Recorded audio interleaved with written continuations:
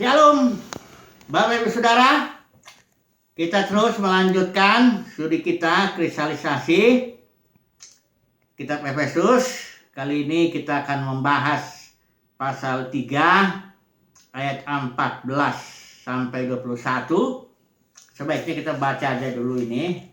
Kita membaca pakai terjemahan LAI pasal 3 ayat 14 sampai 21. Ini doa yang kedua ya, yang dinaikkan oleh Paulus. Ayat 14, itulah sebabnya aku sujud kepada Bapa yang daripadanya semua turunan yang di dalam sorga dan di atas bumi menerima namanya. Aku berdoa supaya ia menurut kekayaan kemuliaannya menguatkan dan meneguhkan kamu oleh rohnya di dalam batinmu, sehingga oleh imanmu Kristus diam di dalam hatimu dan kamu berakar serta berdasar di dalam kasih. Aku berdoa supaya kamu bersama-sama dengan segala orang kudus dapat memahami betapa lebarnya dan panjangnya dan tingginya dan dalamnya kasih Kristus, dan dapat mengenal kasih itu sekalipun ia melampaui segala pengetahuan. Aku berdoa supaya kamu dipenuhi di dalam seluruh kepenuhan Allah.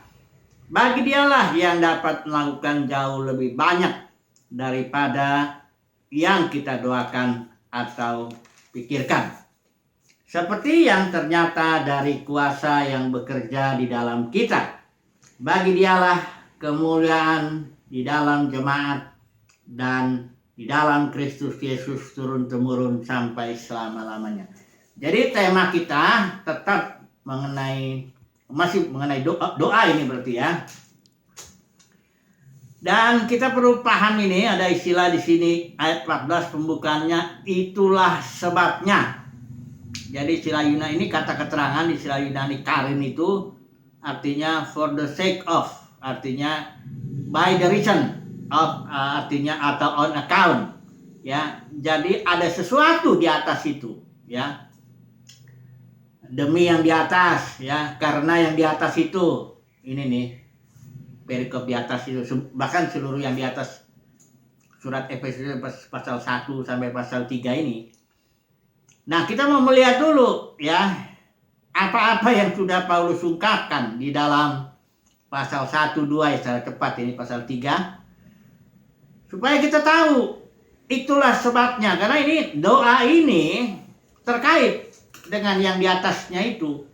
Jadi ini karena itu kita lihat ini doanya misalnya ya, tidak ada di sini doa misalnya meminta sesuatu yang katakanlah sesuatu yang berupa makan, minum, pakaian, atau sesuatu yang jasmani, atau suatu masalah tertentu atau apapun juga tidak ada. Ini hanya doa yang sangat, katakanlah sangat batiniah ya, demi kebutuhan batiniah, dan itu disebabkan karena ada di atasnya beberapa hal yang kita mau secara cepat saja mengulang ya, apa-apa yang menyebabkan Paulus itu dikatakan itulah sebabnya aku sujud kepada Bapa. Apa yang menyebabkannya? Mari kita melihat ayat pasal 1 ayat 3, jelas bahwa Paulus di sini memuji Tuhan karena Tuhan sudah mengaruniakan kepada kita segala berkat rohani di dalam sorga.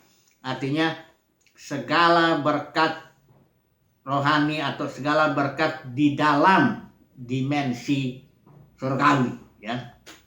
Jadi yang di sini Paulus sedang berbicara sesuatu dalam alam atau dalam dimensi surgawi. Nah, apa berkat-berkat ini?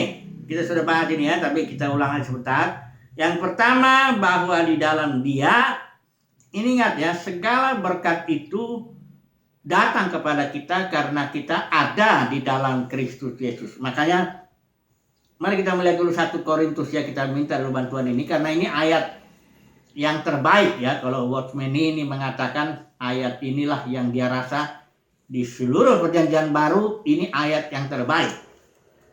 1 Korintus 1 ayat 30 ya.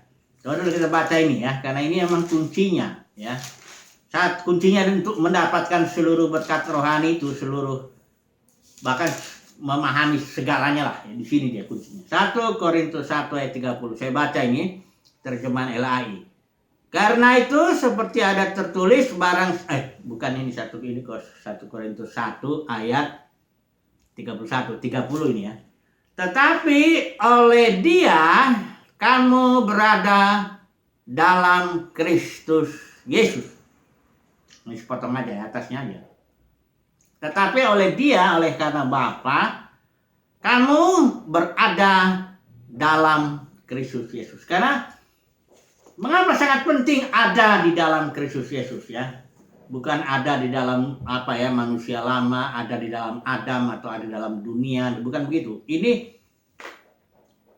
Bapa sorgawi, Bapa di sorga itu menempatkan kita, selalu memindahkan kita masuk ke dalam Kristus. Nah, efeknya ini dahsyat sekali ya. Kalau ini contohnya ya, kalau saya ini ada kertas begini ya, saya masukkanlah ini ke dalam buku ini ya. Yang masukkan dalam buku. Nanti kalau buku ini saya lempar ke laut, kertasnya ikut juga. Saya lempar saya letakkan dimanapun ini, buku kertasnya ikut.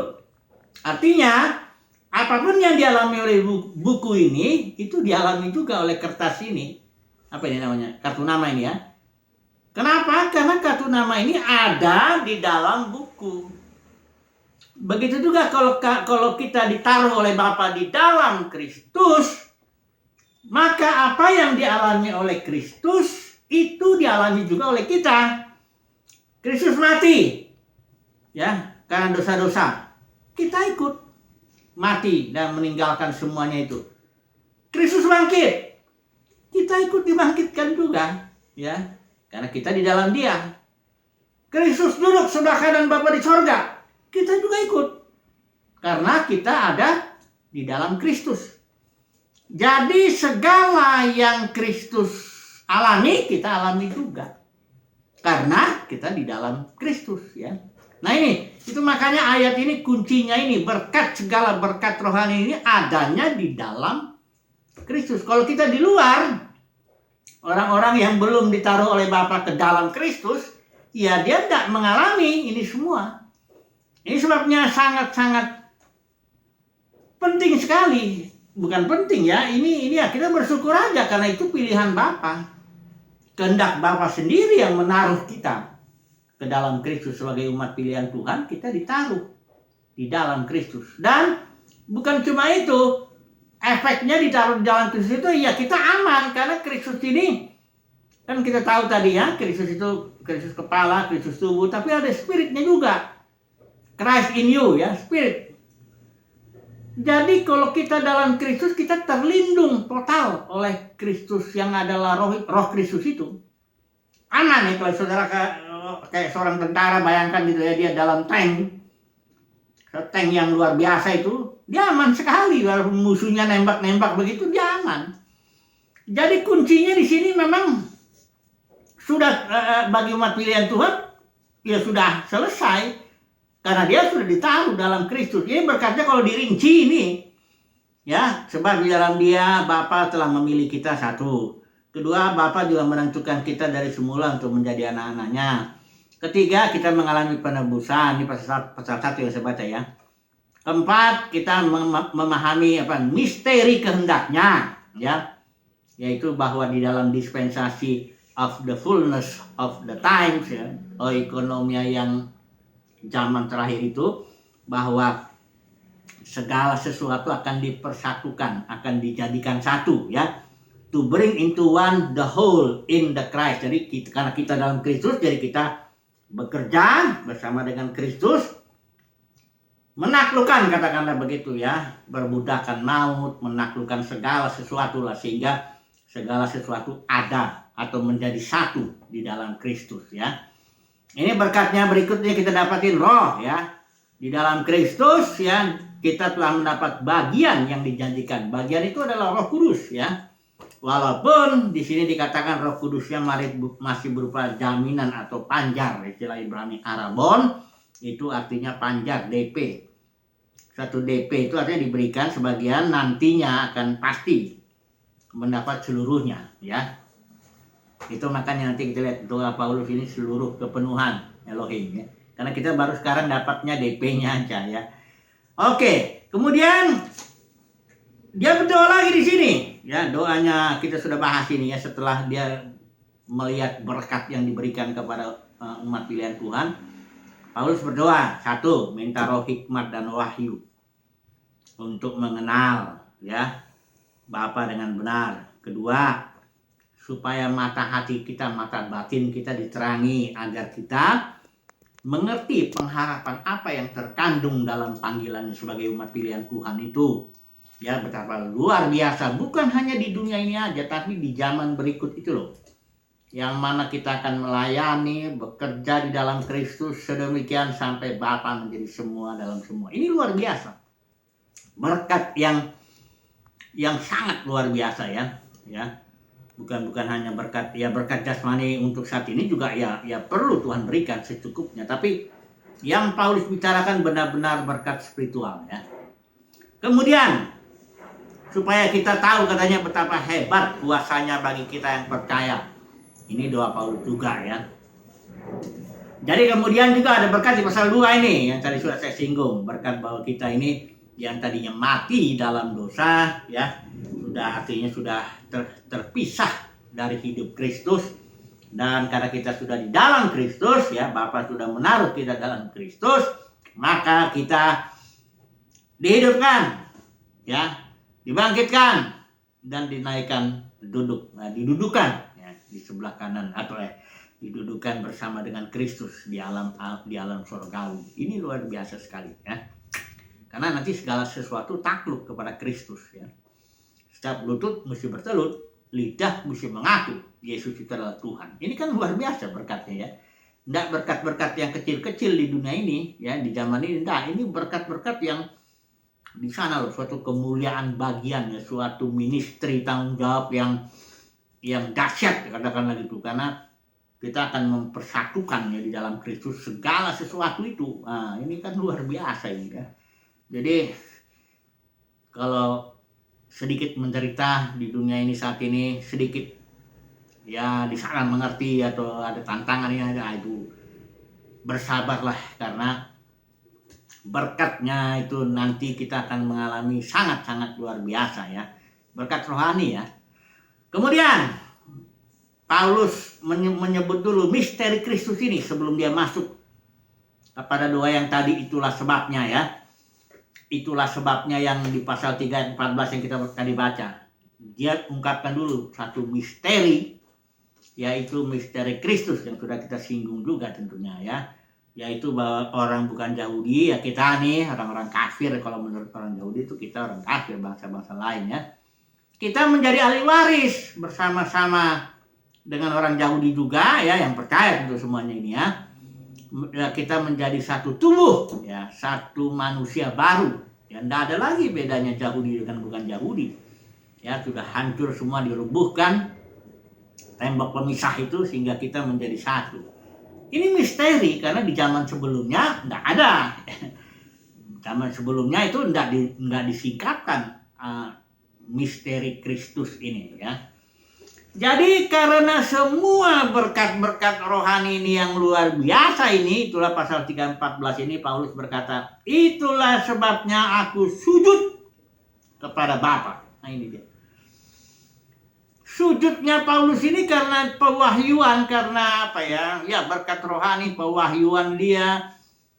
Segala yang sifatnya spiritual itu dia sujud. Ya bagus juga kalau kita sujud karena kita dapat berkat jasmani, ya bagus juga ya. Tapi saya mau bilang ya, maaf ya, jangan marah ya kalau saya bilang begini, pencuri, perampok itu dia bersukacita juga, barangkali dia merayakan juga kalau dia dapat rampokannya itu ya, mendapat berkat-berkat jasmani yang dirampoknya itu ya. Jadi bagus, maksud saya bukan bilang berkat jasmani itu remeh, nggak ada artinya, bukan begitu. Tapi maksudnya jarang ini kadang-kadang nih orang Kristen ini yang sujud karena pewahyuan, gitu. Sujud karena melihat bagian yang ditentukan oleh Bapa bagi orang-orang kudus, gitu. Jarang kelihatannya. Kalau orang bersaksi itu lah, coba lihat dalam satu kebaktian misalnya. Kalau ada orang bersaksi, apa yang disaksikannya? Biasanya kan, aku sakit, aku sembuh. Ya itu bagus juga, itu berkat juga. Saya nggak meremehkan. Nanti kalau bilang ada masalah, aku ditolong Tuhan, ya puji Tuhan, ya. Tapi jarang loh kalau saya dengar selama saya mengikuti kebaktian begitu ya. Jarang saya melihat orang bersaksi karena puji Tuhan, aku sudah melihat betapa luar biasanya bagian yang Tuhan berikan bagi kita. Pokoknya yang spiritual itu jarang. Jarang ya. Jadi, tapi saya pernah lihat juga kalau di China itu katanya orang bersaksi malah yang misalnya dia kakinya apa ya, karena di apa waktu itu komunis kan berkuasa. Jadi ketika dia dihantam penderitaan, dia bersaksi di situ. Jadi bukan karena berkat jasmani dalam arti apa mendapat sesuatu, justru karena kehilangan sesuatu itu bagi dia berkat itu ya. Secara jasmani dia kehilangan, barangkali keluarganya hancur apa ini, atau dibunuh, atau dia sendiri mengalami penyiksaan, tapi dia bersyukur di situ. Ini kalau itu luar biasa itu, kalau itu ya. Jadi di sini Paulus berkata, itulah sebabnya aku sujud kepada Bapa, ya. Dikatakan sini yang daripadanya semua turunan atau family yang di dalam sorgawi, di alam sorgawi itu dan juga di atas bumi menerima, atau di sini dikatakan menerima tuh namanya tuh, menerima tuh onomazo, kata kerja ya, memberi suatu nama, to give a name tuh. Jadi Bapa di sorga tuh memberi nama. Nama ini kan karakteristik ya, reputasi ya, semuanya lah itu. Kayak Adam memberi nama kepada segala makhluk ya. Ini yang dimaksud di sini ya. Semuanya itu Bapa yang memberikan nama itu ya. Karakteristik atau bahkan reputasi, bahkan nasib dan sebagainya, itu semuanya itu.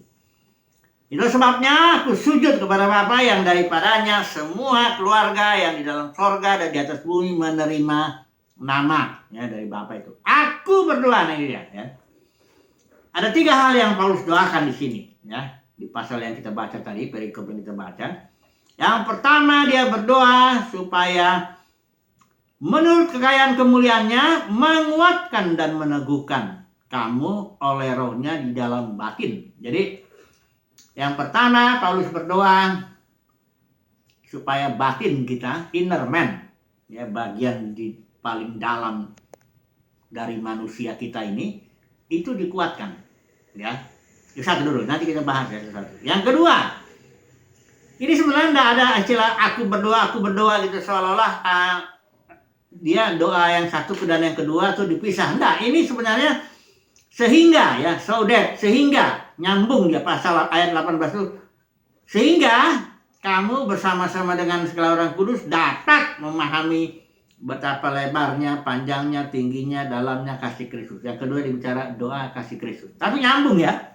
Jangan bilang aku berdoa supaya manusia inner man, manusia batinnya kamu kuat. Kemudian aku berdoa lagi supaya kamu mengenal kasih Kristus. Nah, ini sebenarnya gini, aku berdoa supaya manusia batinmu diperkuat sehingga kamu bisa mengenal kasih Kristus, dan sehingga yang sambung lagi yang ketiga ini, trilogi ini. Sehingga kamu dipenuhi di dalam seluruh kepenuhan Allah di sini. Jadi ini doa nyambung ya. Pertama, aku berdoa kata Paulus supaya kamu manusia batin yang kamu dikuatkan oleh roh. Sehingga dikatakan nanti oleh iman ya. Sehingga melalui, atau lebih tepat ya, melalui iman Kristus diam dalam hatimu.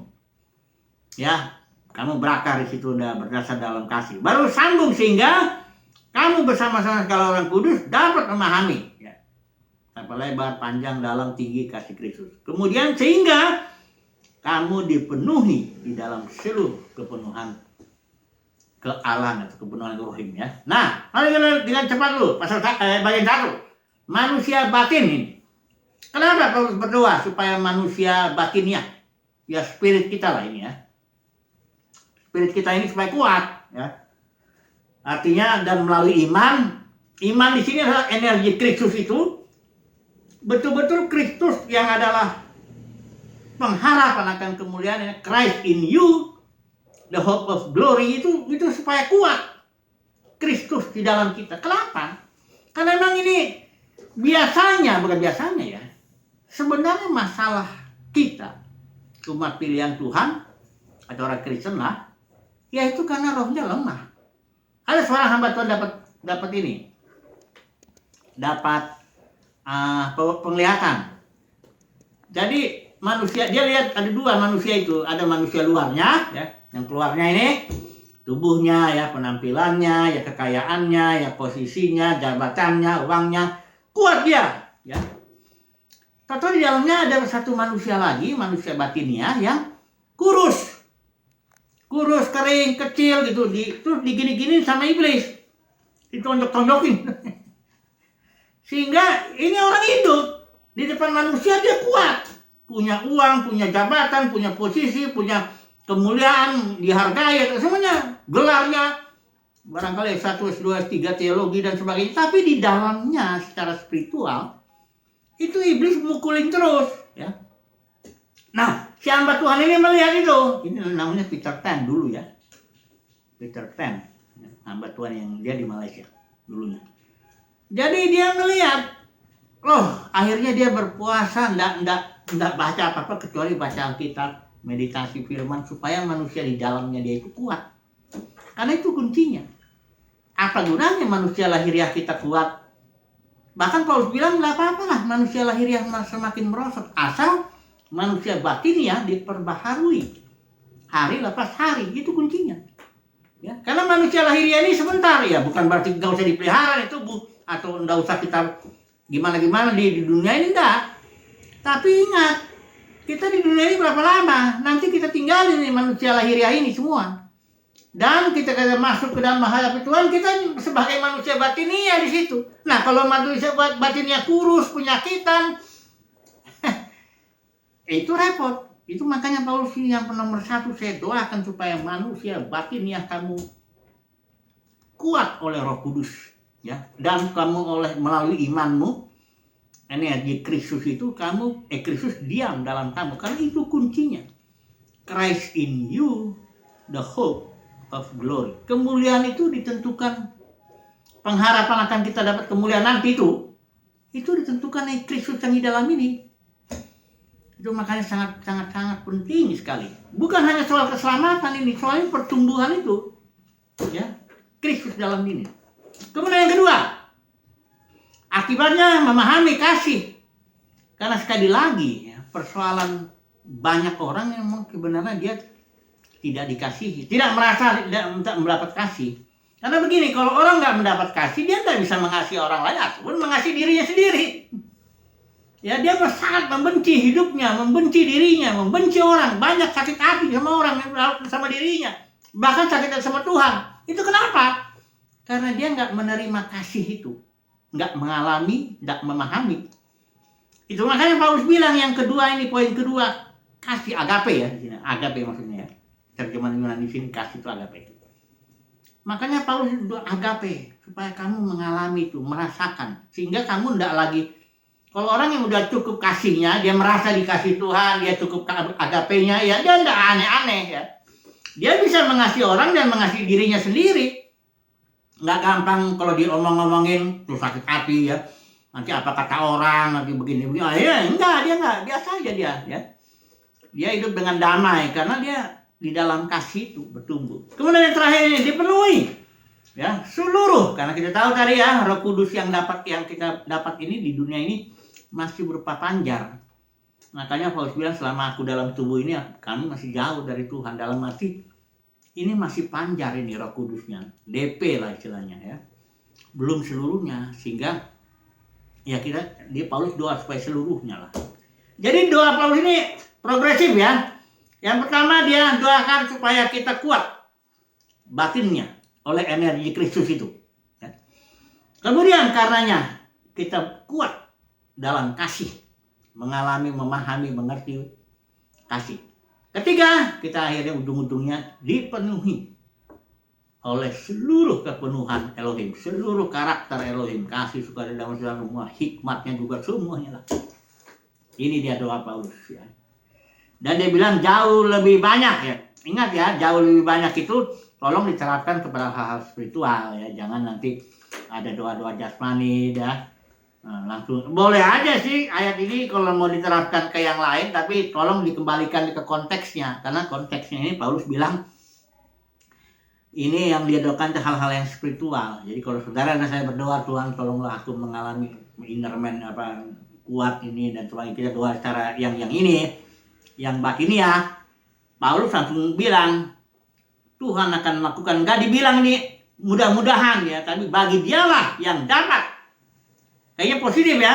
Kalau kita mendoakan hal-hal rohani, di sini dibilang Tuhan akan melakukan jauh lebih banyak daripada yang dapat kita doakan dan pikirkan ya. Kemudian setelah ini penutup ya, kesimpulannya ini, bagi dialah kemuliaan di dalam jemaat dan di dalam Kristus Yesus turun-temurun sampai selama-lamanya. Ini kesimpulannya, baik, artinya kalau kita bertumbuh di sini maka di sini bilang bagi dialah kemuliaan di dalam jemaat. Puji Tuhan, haleluya, besok kita sambung lagi. Amin.